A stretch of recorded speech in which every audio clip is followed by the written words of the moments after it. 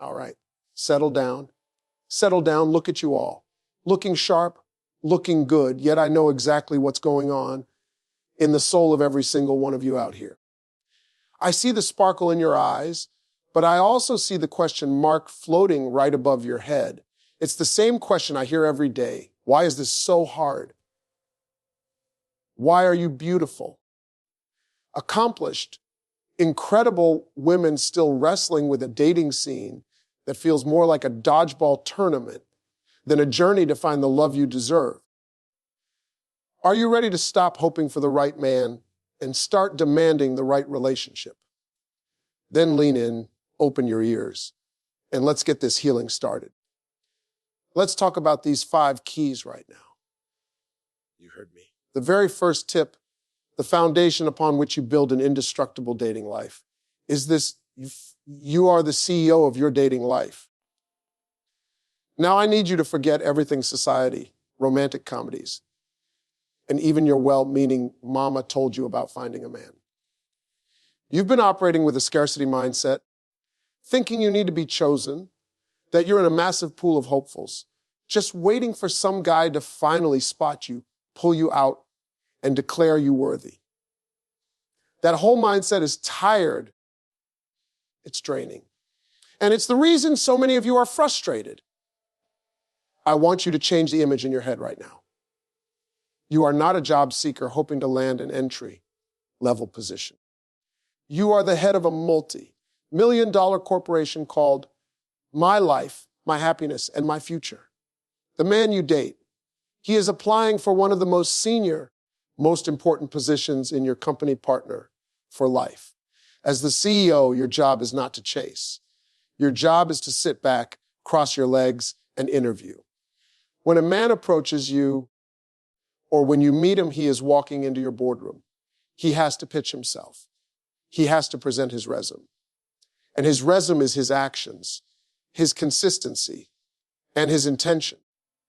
Too many women flip the script. You go on a date and spend the whole time selling yourself. You highlight your accomplishments. You laugh too hard at his jokes. You try to prove you're chill, easygoing, and not demanding, all in a desperate attempt to get him to call you back. Stop it. That's applicant behavior. The CEO doesn't audition for the applicant. The CEO simply asks the tough, necessary questions and observes.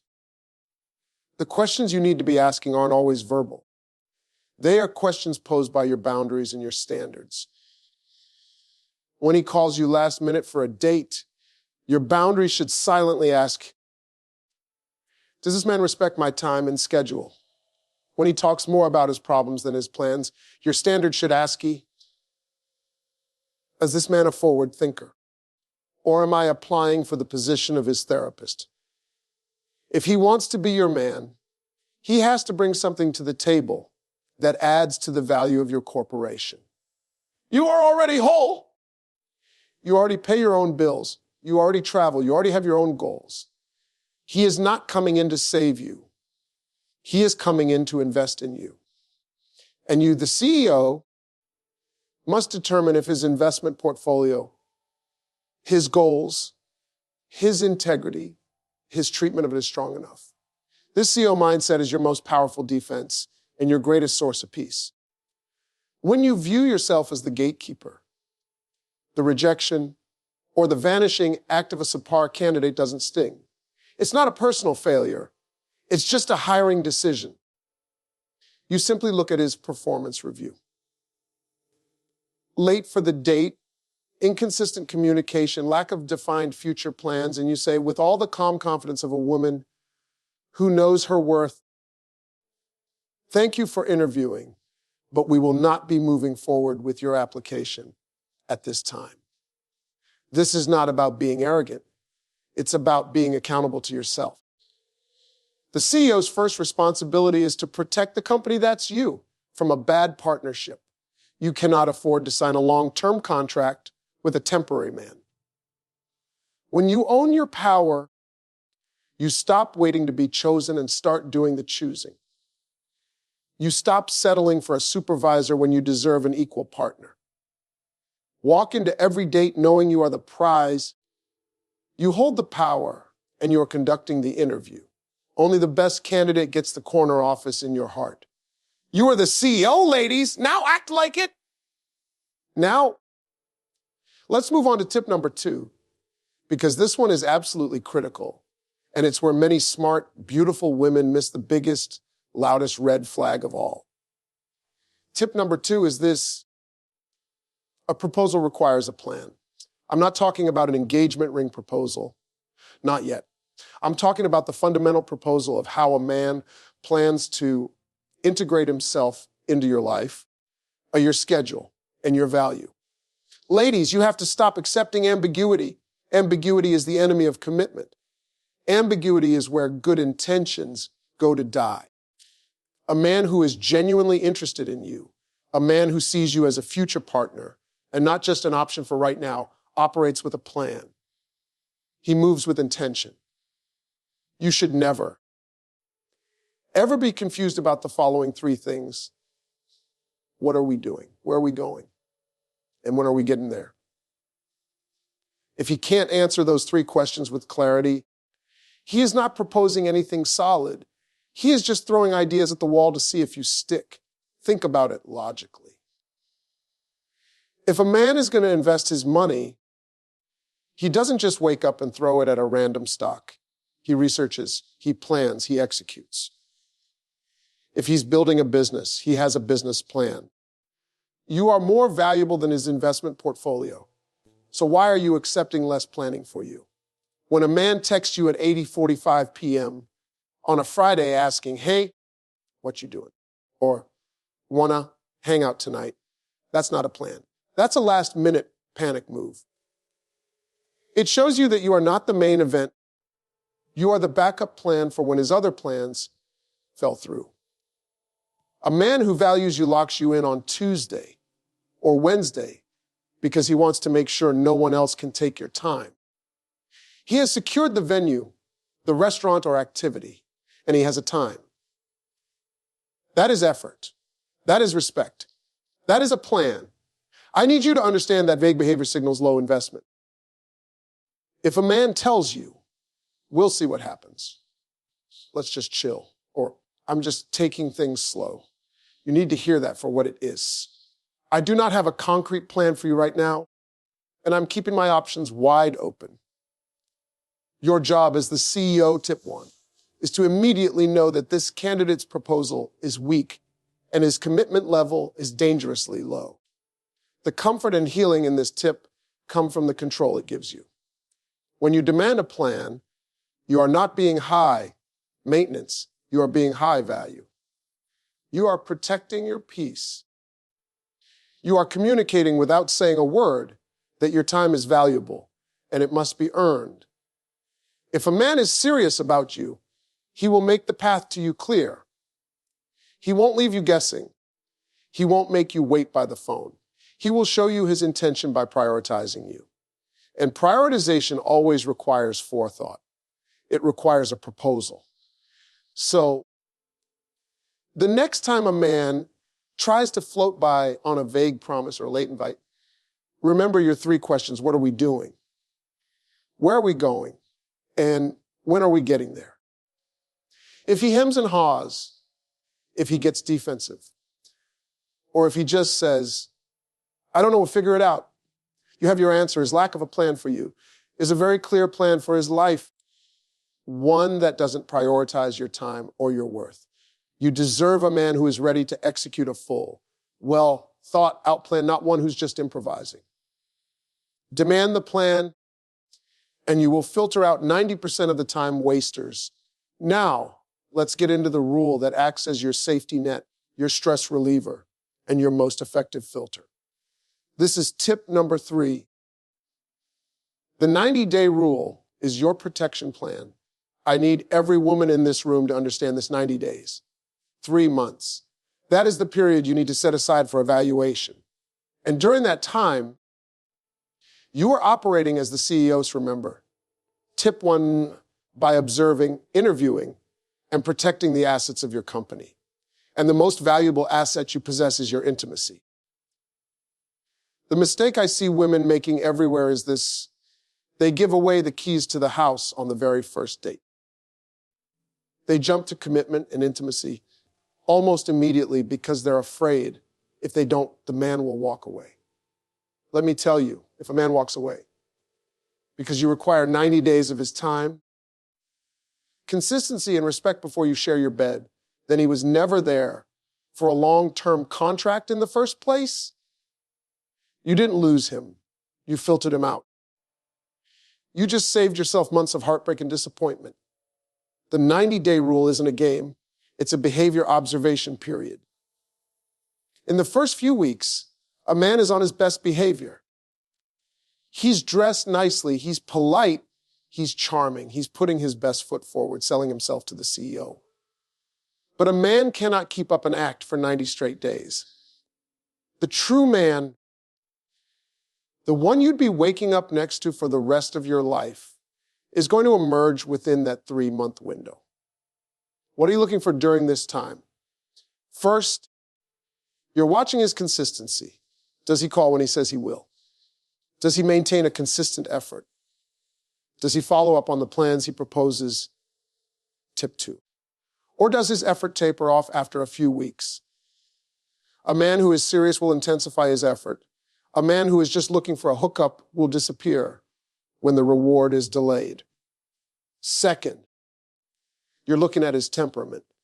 How does he handle disappointment? How does he react when things don't go his way? Does he treat the waiter or the parking attendant with respect? You're not just dating him, you're dating the version of him that exists when he's stressed, tired, or frustrated. That man is always revealed within 90 days. Third, you're measuring his respect for your boundaries. This is the big one. If he pushes you, pressures you, or tries to guilt, trip you into violating your 90-day boundary, that is the biggest red flag you could ever get. It shows you that he values his immediate gratification more than he values your feelings, your standards, or your self-control. A man who respects you will wait. A man who truly cares will cherish the idea that you are protecting yourself. Think of it like this: your intimacy is the final sign off on the merger papers. You only sign those papers when the deal is solid, when the background checks are complete, and when you are certain that this man is committed to the long-term vision of your life. Your body is the prize, not the audition. Stop using the prize to see if he'll stay. Use your standards to make him earn the right to the prize. Embrace this rule. It forces the men who are only interested in a temporary transaction to exit quickly, and it rewards the man who is genuinely interested in the quality of the woman he's dating. 90 days is not a restriction. It's an investment in your future peace. Use it to protect your heart, and you will find that the right men will respect the rule and the wrong men will eliminate themselves. It is time for tip number 4, and this one is the most painful truth for a lot of women to accept. But once you do, it will be the most healing rule you ever learn. Tip number 4 is, a man's actions are his truth. I need you to stop listening to the soundtrack and start watching the movie. You're out here dating, and you've got a man who is a master of the smooth talk. He's got the words down pat. He tells you you're beautiful. He says he's never met anyone like you. He says he wants a future. He says you are the one. He's giving you this whole beautifully written, cinematic, romantic script. And you bless your heart, you fall in love with the script. But then the actions start contradicting the words. He says he wants a future, but he never introduces you to his friends. He says he's crazy about you, but he still keeps his dating apps active. He says he'll call you tomorrow, but you don't hear from him for 3 days. I am telling you right now, if his actions and his words don't match, his words are a lie. It's that simple. A man's actions are his primary language, and the way he treats you is the book he is writing about himself. You have to stop highlighting the pretty words and start reading the actual content. You have to learn to stop translating his bad behavior. Ladies, you are experts at this. He didn't call because he was busy at work. He showed up late because he was stuck in traffic. He's still non-committal because he's just scared of getting hurt. Stop making excuses for a man who is showing you exactly who he is. When he acts like a boyfriend, he's your boyfriend. When he acts like a ghost, he's a ghost. This is the comforting part of this rule. It gives you instant clarity. You no longer have to live in the confused space between what he says and what he does. You no longer have to hold on to the potential of the man and ignore the reality of the man. Let's be clear about what his actions are saying. When he calls you only after 10 p.m., his action is telling you, I want you for convenience, not companionship. When he only takes you to his house and never out on a proper date, and that requires a plan, remember. His action is telling you, I want a transaction, not a relationship. When he never introduces you to the people who matter in his life, his action is telling you, you are not a permanent fixture in my world. You must look at what he is doing consistently. Not what he did once on your birthday. Not what he promised to do next month. But what is his routine? Everyday effort telling you about your value in his life. If you are a priority, his actions will be consistent, clear, and focused on securing his position in your life, the CEO's company. If you are an option, his actions will be sporadic, confusing, and self-serving. The power in this tip is that it takes the emotional guesswork out of dating. You stop analyzing the tone of his texts and start looking at the calendar. Did he follow up? Is his effort steady? If the answer is no, then his actions have given you the rejection letter. You don't have to wait for him to break up with you. His behavior has already told you the truth. So wipe the tears, delete the script, and start paying attention to the movie. His actions are his truth. Read them, accept them, and use that clarity to protect your heart and walk toward the man whose actions align with the love you truly deserve. And now we come to the most critical piece of this entire puzzle. The one that makes the other 4 tips work. The ultimate key to attracting and keeping a high-value relationship. Tip number 5 is, don't lose your identity waiting for his. This is where the healing truly starts. Because a lot of you beautiful, brilliant, and successful women make one fatal mistake. You pause your own life, you shrink your own light, and you put your dreams on hold the minute a promising man walks in the door. You stop going to the gym, you cancel your book club, you start dressing differently, or you stop working on that side project, all because you want to be completely available to him. You rearrange your whole universe to orbit around the possibility of his presence. Stop it. You are diminishing the very person he found attractive in the first place.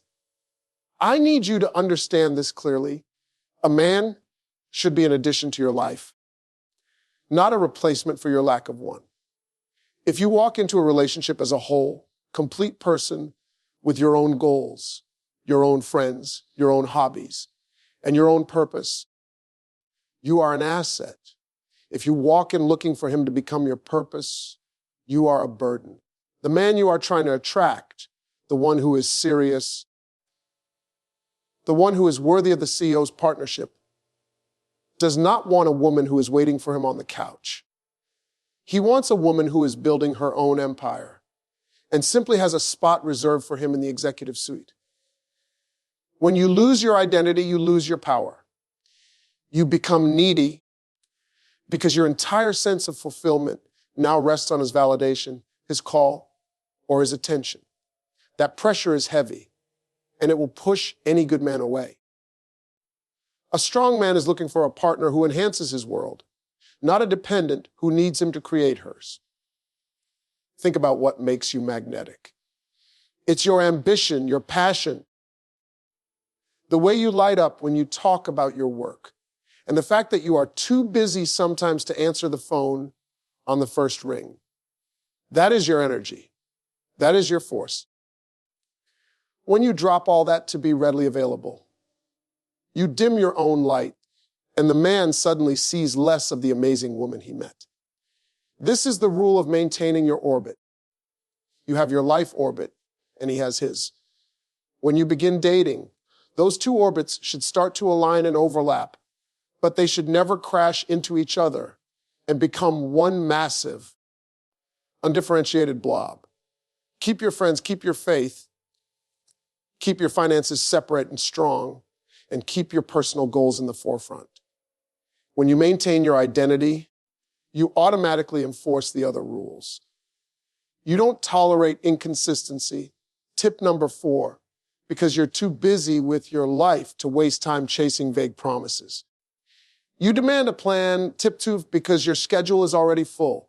You set the 90-day rule. Tip 3, because your self-respect won't allow anything less. Ladies, the most attractive thing you possess is your unwavering sense of self-worth. Stop making him your main source of happiness. You are your main source of happiness. You are the prize. Continue to polish that prize. Continue to make that prize better. And the right man, the man who is worthy of you, will have no choice but to come to your magnificent orbit. Meet your standards and work to stay there. Don't dim your light for anybody ever. Stay whole.